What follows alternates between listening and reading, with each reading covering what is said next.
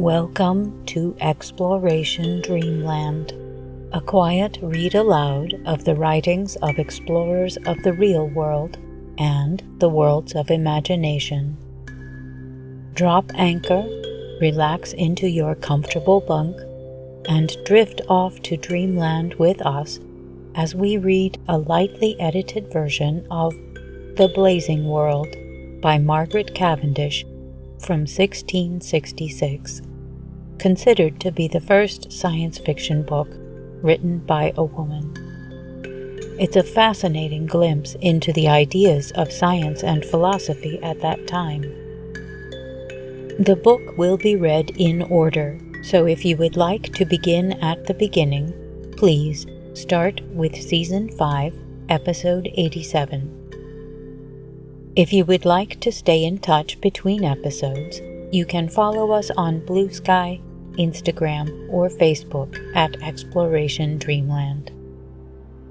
If you have a moment to leave us a review on Apple Podcasts, it helps more than you know. You can also hear our episodes on YouTube. If you are listening there, please like our episodes and leave a comment for us. We love hearing from you.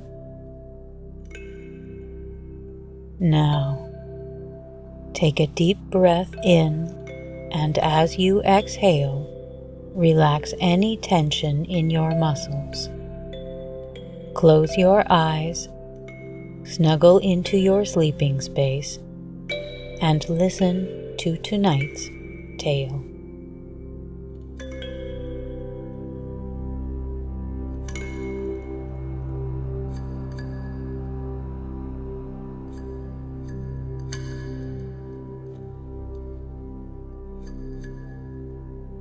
The second part of the description of the new blazing world. The Empress, having now ordered and settled her government to the best advantage and quiet of her blazing world, lived and reigned most happily and blessedly, and received oftentimes visits from the immaterial spirits, who gave her intelligence of all such things as she desired to know and they were able to inform her of. One time they told her how the world she came from was embroiled in a great war, and that most parts or nations thereof made war against that kingdom which was her native country, where all her friends and relations did live. At which the Empress was extremely troubled, insomuch that the Emperor perceived her grief by her tears, and examining the cause thereof, she told him that she had received intelligence from the spirits,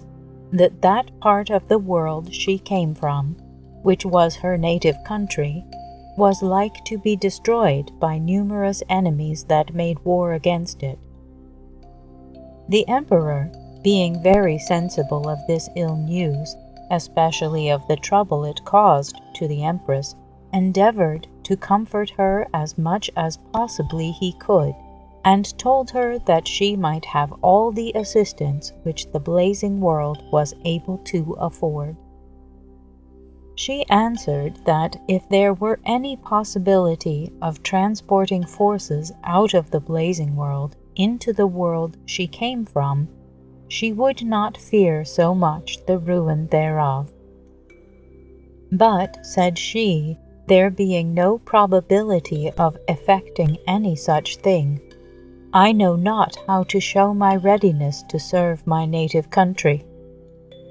The Emperor asked whether those spirits that gave her intelligence of this war could not, with all their power and forces, assist her against those enemies.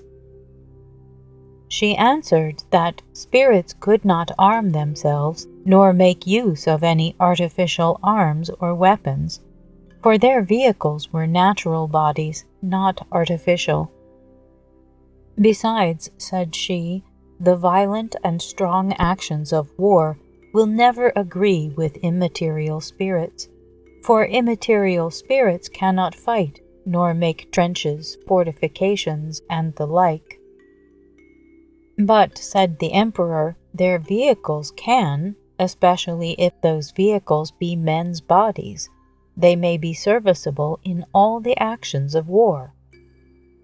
"Alas," replied the Empress, "that will never do. For first," said she, "it will be difficult to get so many dead bodies for their vehicles as to make up a whole army, much more to make many armies to fight with so many several nations.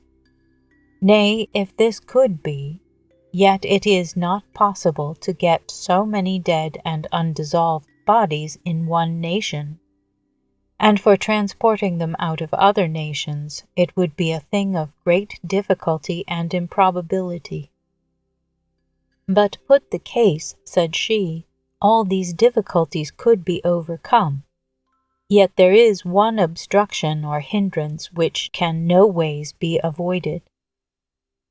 For although those dead and undissolved bodies did all die in 1 minute of time, yet before they could rendezvous and be put into a posture of war to make a great and formidable army, they would stink and dissolve, and when they came to a fight, they would moulder into dust and ashes, and so leave the purer immaterial spirits naked. Nay, were it also possible that those dead bodies could be preserved from stinking and dissolving, yet the souls of such bodies would not suffer immaterial spirits to rule and order them, but they would enter and govern them themselves, as being the right owners thereof, which would produce a war between those immaterial souls and the immaterial spirits in material bodies, all which would hinder them from doing any service in the actions of war against the enemies of my native country." "You speak reason," said the Emperor, "and I wish with all my soul I could advise any manner or way that you might be able to assist it. But you, having told me of your dear platonic friend, the Duchess of Newcastle, and of her good and profitable counsels, I would desire you to send for her soul, and confer with her about this business." The Empress was very glad of this motion of the Emperor, and immediately sent for the soul of the said Duchess, which in a minute waited on her Majesty. Then the Empress declared to her the grievance and sadness of her mind, and how much she was troubled and afflicted at the news brought her by the immaterial spirits, desiring the Duchess, if possible, to assist her with the best counsels she could, that she might show the greatness of her love and affection which she bore to her native country. Whereupon the Duchess promised her Majesty to do what lay in her power, and since it was a business of great importance, she desired some time to consider of it, for, said she, great affairs require deep considerations, which the Empress willingly allowed her. And after the Duchess had considered some little time, she desired the Empress to send some of her sirens or mermen to see what passages they could find out of the blazing world into the world she came from. For, said she, if there be a passage for a ship to come out of that world into this, then certainly there may also a ship pass through the same passage out of this world into that. Hereupon the mer or fish men were sent out,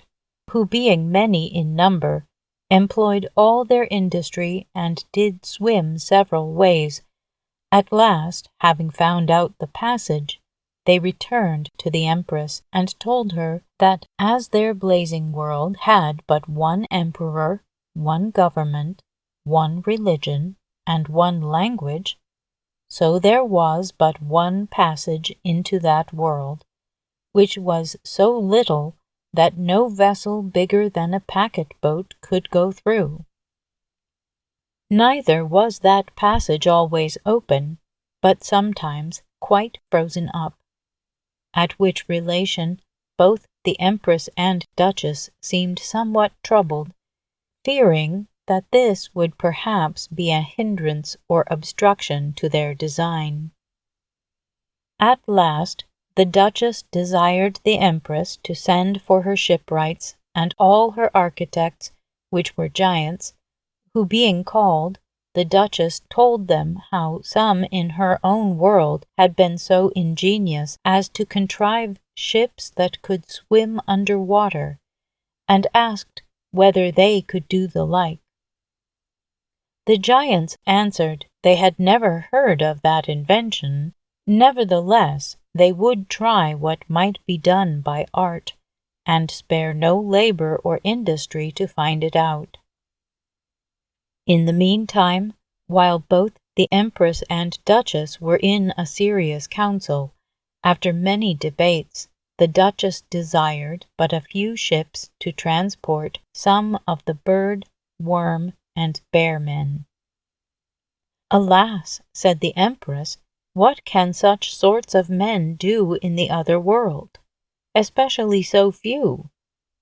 They will be soon destroyed, for a musket will destroy numbers of birds in one shot." The Duchess said, "I desire your Majesty will have but a little patience, and rely upon my advice, and you shall not fail to save your own native country, and in a manner become a mistress of all that world you came from." The Empress, who loved the Duchess as her own soul, did so.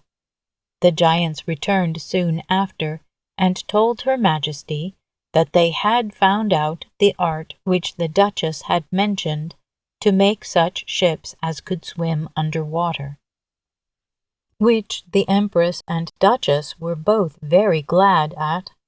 And when the ships were made ready, the Duchess told the Empress that it was requisite that her Majesty should go herself in body as well as in soul. "But I," said she, "can only wait on your Majesty after a spiritual manner, that is, with my soul." "Your soul," said the Empress, "shall live with my soul in my body, for I shall only desire your counsel and advice." Then said the Duchess, "Your Majesty must command a great number of your fishmen to wait on your ships,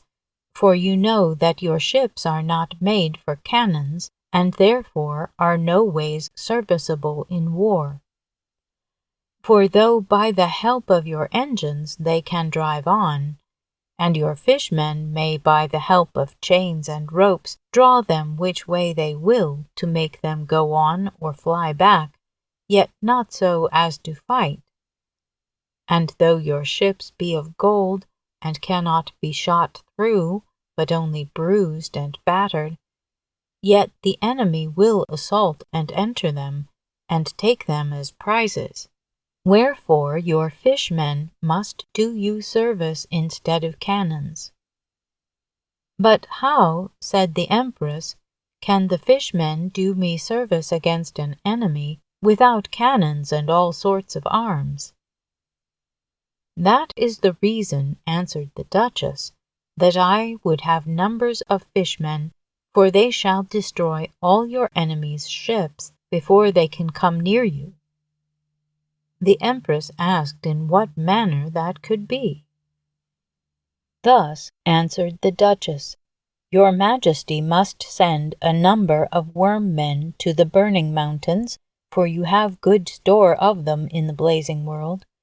which must get a great quantity of the firestone,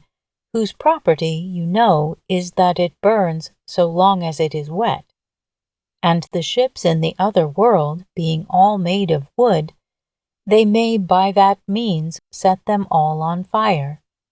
And if you can but destroy their ships and hinder their navigation,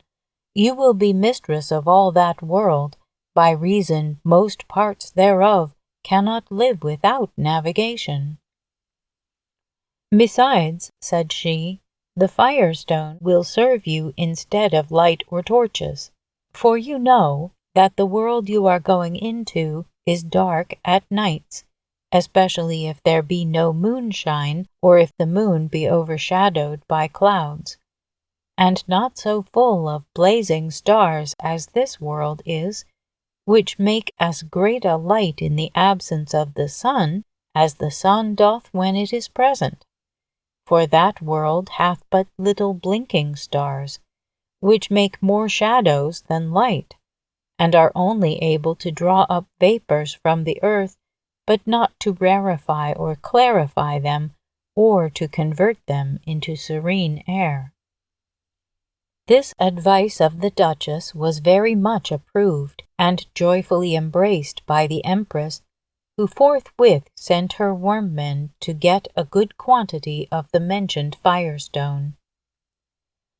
She also commanded numbers of fishmen to wait on her under water, and birdmen to wait on her in the air, and bear and worm-men to wait on her in ships,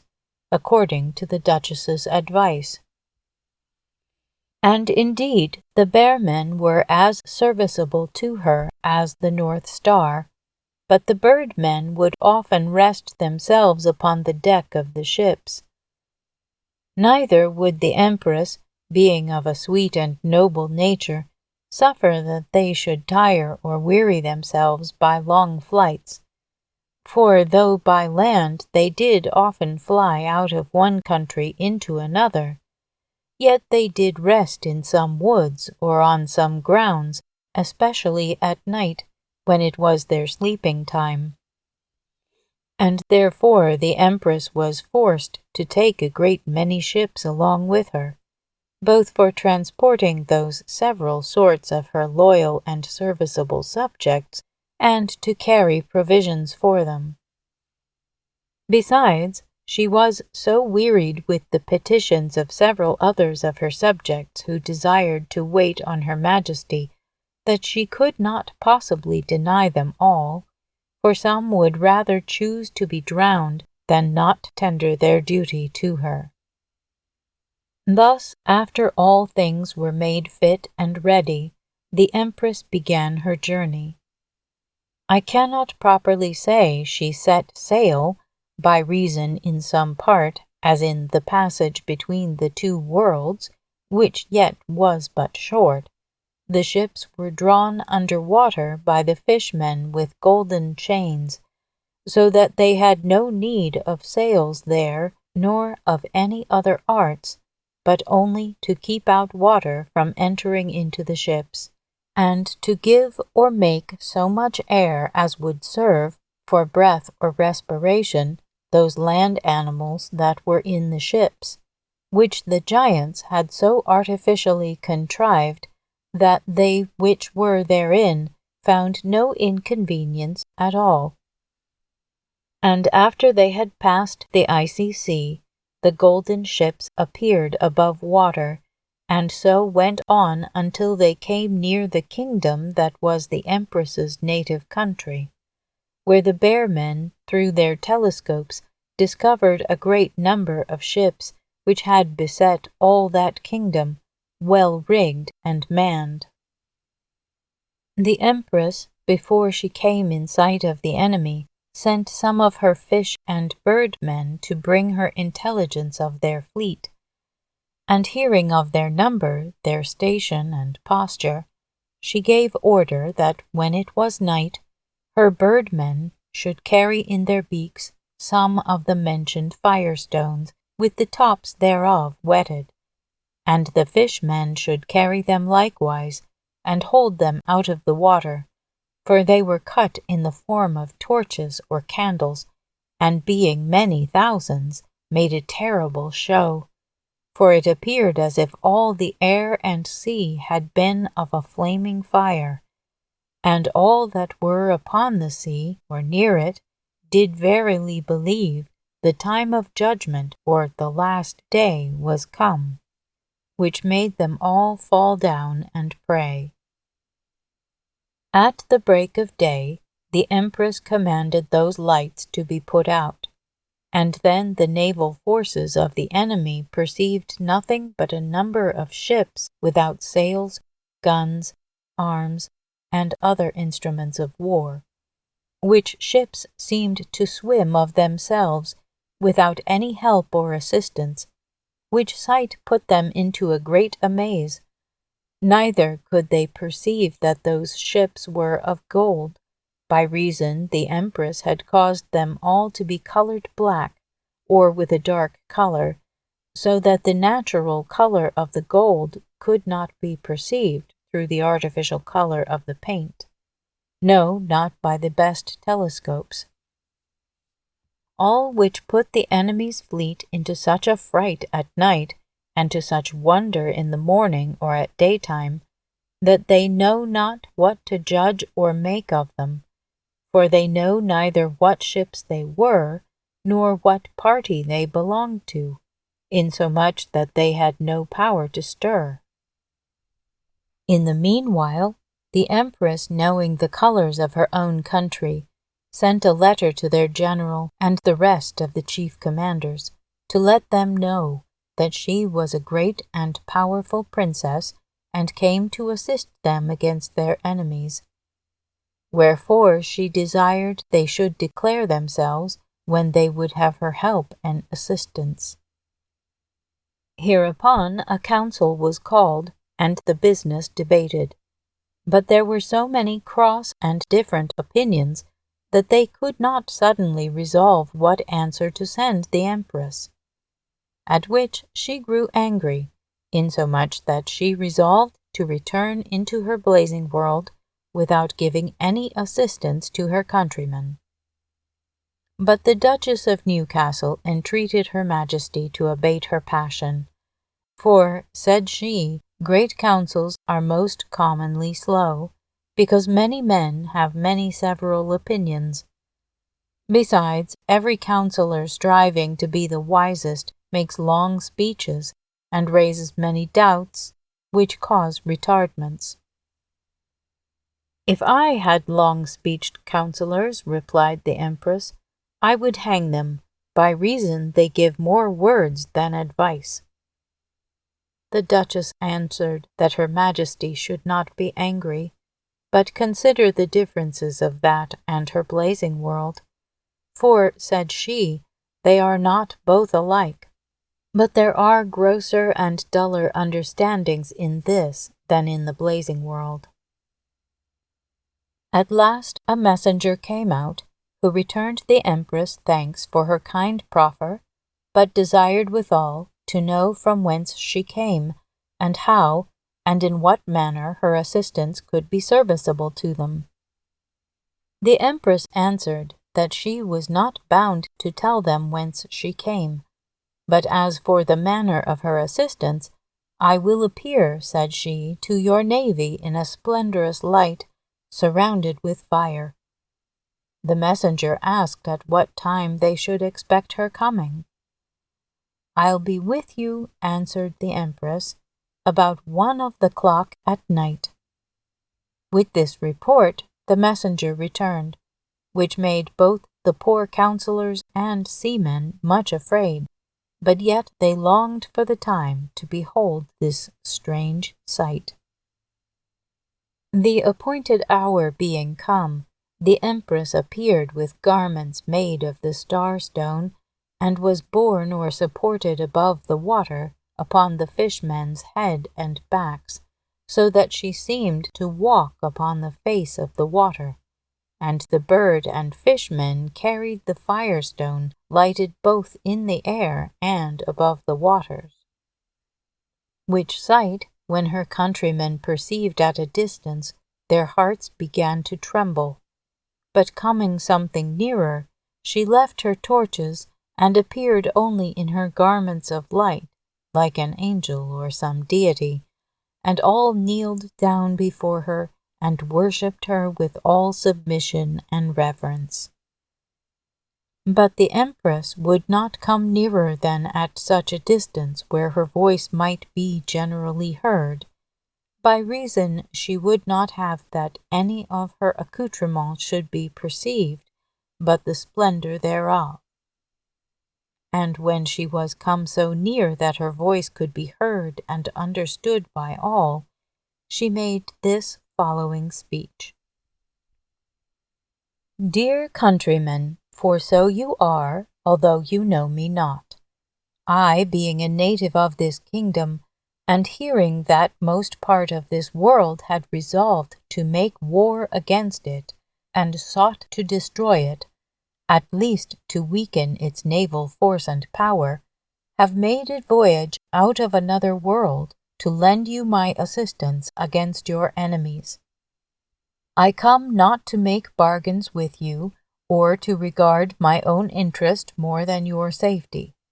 but I intend to make you the most powerful nation of this world, and therefore I have chosen rather to quit my own tranquillity, riches, and pleasure than suffer you to be ruined and destroyed. All the return I desire is but your grateful acknowledgment, and to declare my power, love, and loyalty to my native country. For although I am now a great and absolute princess, and empress of a whole world, yet I acknowledge that once I was a subject of this kingdom, which is but a small part of this world, and therefore I will have you undoubtedly believe that I shall destroy all your enemies before this following night. I mean those which trouble you by sea, and if you have any by land, assure yourself I shall also give you my assistance against them, and make you triumph over all that seek your ruin and destruction. Upon this declaration of the Empress, when both the general and all the commanders in their several ships had returned their humble and hearty thanks to Her Majesty for so great a favour to them, she took her leave and departed to her own ships. But, good Lord, what several opinions and judgments did this produce in the minds of her countrymen! Some said she was an angel, others she was a sorceress, some believed her a goddess, others said the devil deluded them in the shape of a fine lady. The morning after, when the navies were to fight, the Empress appeared upon the face of the waters, dressed in her imperial robes, which were all of diamonds and carbuncles. In one hand she held a buckler made of one entire carbuncle, and in the other hand a spear of one entire diamond. On her head she had a cap of diamonds, and just upon the top of the crown was a star made of the star-stone mentioned heretofore, and a half-moon made of the same stone was placed on her forehead. All her other garments were of several sorts of precious jewels. And having given her fishmen directions how to destroy the enemies of her native country, she proceeded to effect her design. The fishmen were to carry the firestones in cases of diamonds, for the diamonds in the blazing world are in splendor so far beyond the diamonds of this world as pebble stones are to the best sort of this world's diamonds, and to uncase or uncover those firestones no sooner but when they were just under the enemy's ships, or close at their sides, and then to wet them and set their ships on fire, which was no sooner done, but all the enemy's fleet was of a flaming fire, and coming to the place where the powder was, it straight blew them up, so that all the several navies of the enemies were destroyed in a short time. Which when her countrymen did see, they all cried out with one voice that she was an angel sent from God to deliver them out of the hands of their enemies. Neither would she return into the blazing world until she had forced all the rest of the world to submit to that same nation. In the meantime, the general of all their naval forces sent to their sovereign to acquaint him with their miraculous delivery and conquest, and with the Empress's design of making him the most powerful monarch of all that world. After a short time, the Empress sent herself to the sovereign of that nation to know in what she could be serviceable to him, who, returning her many thanks, both for her assistance against his enemies and her kind proffer to do him further service for the good and benefit of his nations, for he was king over several kingdoms, sent her word that although she did partly destroy his enemies by sea, yet they were so powerful that they did hinder the trade and traffic of his dominions. To which the Empress returned this answer, that she would burn and sink all those ships that would not pay him tribute, and forthwith sent to all the neighboring nations who had any traffic by sea, desiring them to pay tribute to the king and sovereign of that nation where she was born. But they denied it with great scorn. Whereupon she immediately commanded her fishmen to destroy all strangers' ships that trafficked on the seas, which they did according to the Empress's command. And when the neighboring nations and kingdoms perceived her power, they were so discomposed in their affairs and designs that they knew not what to do. At last they sent to the Empress and desired to treat with her, but could get no other conditions than to submit and pay tribute to the said king and sovereign of her native country. Otherwise she was resolved to ruin all their trade and traffic by burning their ships. Long was this treaty, but in fine they could obtain nothing, so that at last they were enforced to submit, by which the king of the mentioned nations became absolute master of the seas, and consequently of that world, by reason, as I mentioned heretofore, the several nations of that world could not well live without traffic and commerce by sea as well as by land. But after a short time, those neighboring nations, finding themselves so much enslaved that they were hardly able to peep out of their own dominions without a chargeable tribute, they all agreed to join again their forces against the king and sovereign of the said dominions, which when the Empress received notice of, she sent out her fishmen to destroy, as they had done before, the remainder of all their naval power, by which they were soon forced again to submit, except some nations which could live without foreign traffic, and some whose trade and traffic was merely by land. These would no ways be tributary to the mentioned king. The Empress sent them word that in case they did not submit to him, she intended to fire all their towns and cities, and reduce them by force to what they would not yield with a good will. But they rejected and scorned her Majesty's message, which provoked her anger so much that she resolved to send her bird and worm men thither, with order to begin first with their smaller towns and set them on fire, for she was loath to make more spoil than she was forced to do, and if they remained still obstinate in their resolutions, to destroy also their greater cities. The only difficulty was how to convey the worm-men conveniently to those places, but they desired that her Majesty would but set them upon any part of the earth of those nations, and they could travel within the earth as easily and as nimbly as men upon the face of the earth, which the Empress did according to their desire. But before both the bird and worm men began their journey, the Empress commanded the bear men to view through their telescopes what towns and cities those were that would not submit. And having a full information thereof, she instructed the bird and bear men what towns they should begin withal. In the meanwhile, she sent to all the princes and sovereigns of those nations to let them know that she would give them a proof of her power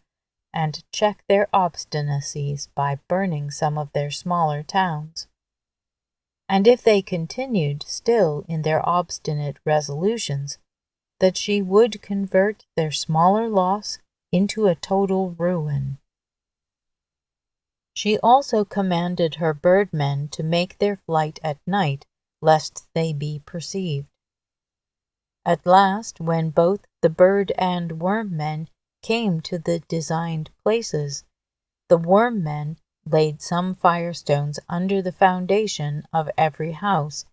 and the bird men placed some at the tops of them, so that both by rain and by some other moisture within the earth, the stones could not fail of burning. The birdmen, in the meantime, having learned some few words of their language, told them that the next time it did rain, their towns would be all on fire. At which they were amazed to hear men speak in the air, but withal they laughed when they heard them say that rain should fire their towns, knowing that the effect of water was to quench, not produce, fire. At last a rain came, and upon a sudden all their houses appeared of a flaming fire, and the more water that was poured on them, the more they did flame and burn, which struck such a fright and terror into all the neighboring cities, nations, and kingdoms, that for fear the like should happen to them, they and all the rest of the parts of that world granted the Empress's desire, and submitted to the monarch and sovereign of her native country, the King of Esphi. Save one, which, having seldom or never any rain, but only dews, which would soon be spent in a great fire, slighted her power. The Empress, being desirous to make it stoop as well as the rest, knew that every year it was watered by a flowing tide, which lasted some weeks, and although their houses stood high from the ground, yet they were built upon supporters which were fixed into the ground.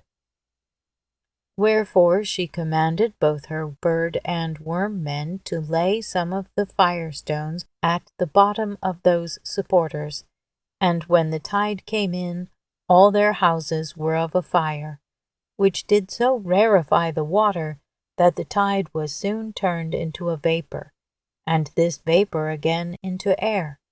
which caused not only the destruction of their houses, but also a general barrenness over all their country that year, and forced them to submit, as well as the rest of the world had done. Thus the Empress did not only save her native country, but made it the absolute monarchy of all that world, and both the effects of her power and her beauty did kindle a great desire in all the greatest princes to see her, who, hearing that she was resolved to return into her own blazing world,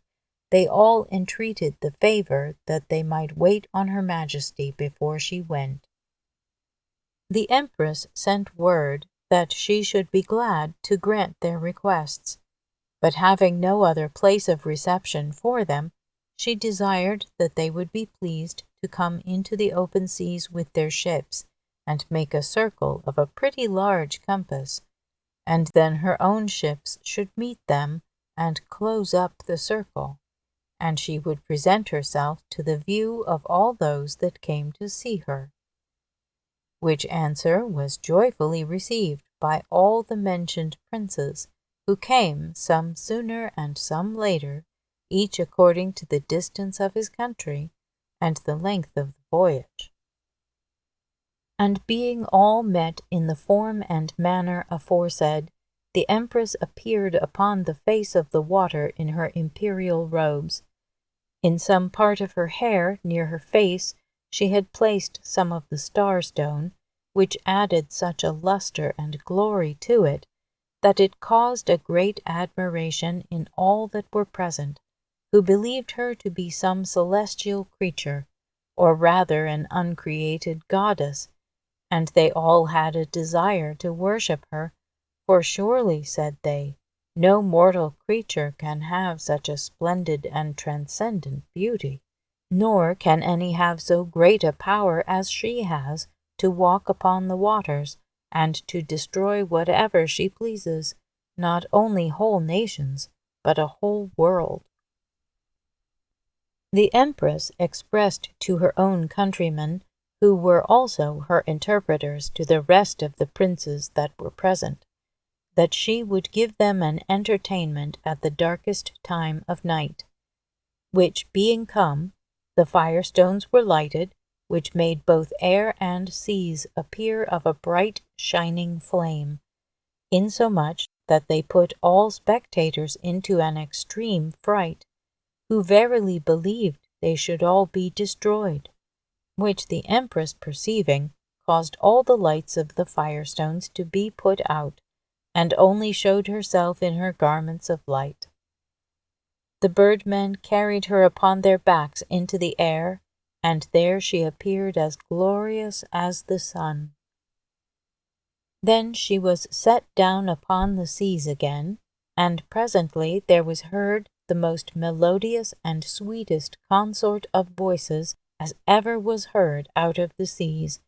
which was made by the fishmen. This consort was answered by another, made by the birdmen in the air, so that it seemed as if sea and air had spoke and answered each other by way of singing dialogues,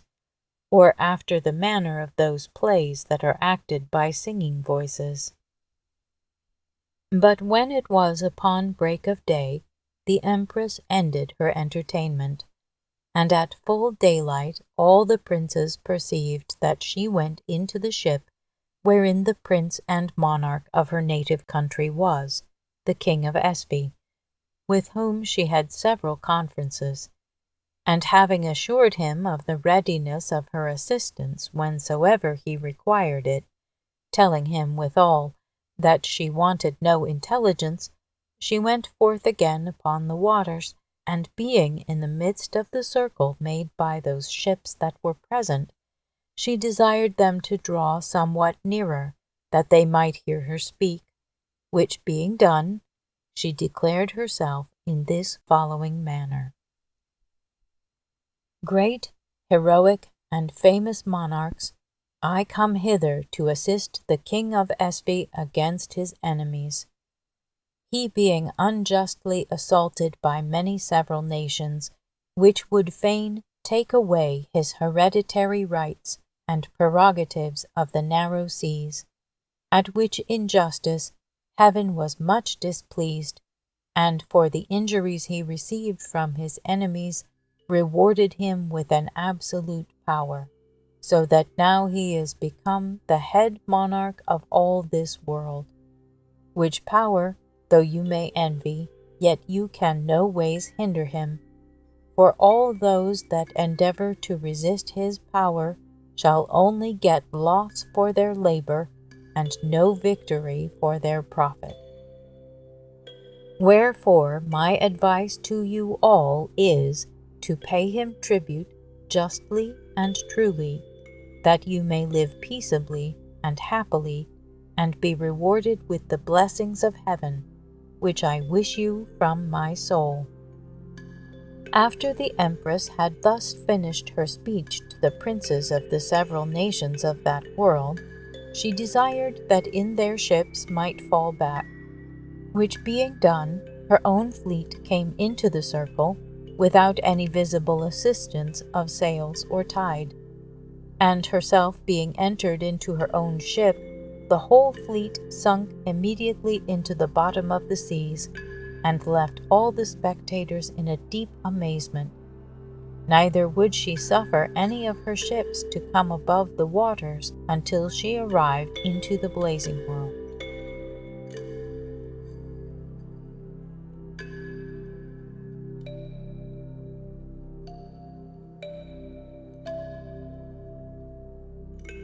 stay tuned for the next section of The Blazing World by the Duchess of Newcastle. Please follow, rate, and review us on your favorite podcast app. Keep in touch with us on Blue Sky, Instagram, Facebook, or YouTube, and recommend us to anyone you know who could use a quiet break or a little help falling asleep. Exploration Dreamland is produced, edited, and hosted by me, Sarah Van Zaley. A big thank you to Project Gutenberg and LibriVox for helping me find many interesting publications. Thanks also to Kevin MacLeod at Incompetech.com for providing the theme music for this show. The title of this piece is Kalimba Relaxation Music, if you would like to visit his website to hear it in its entirety. Sweet dreams.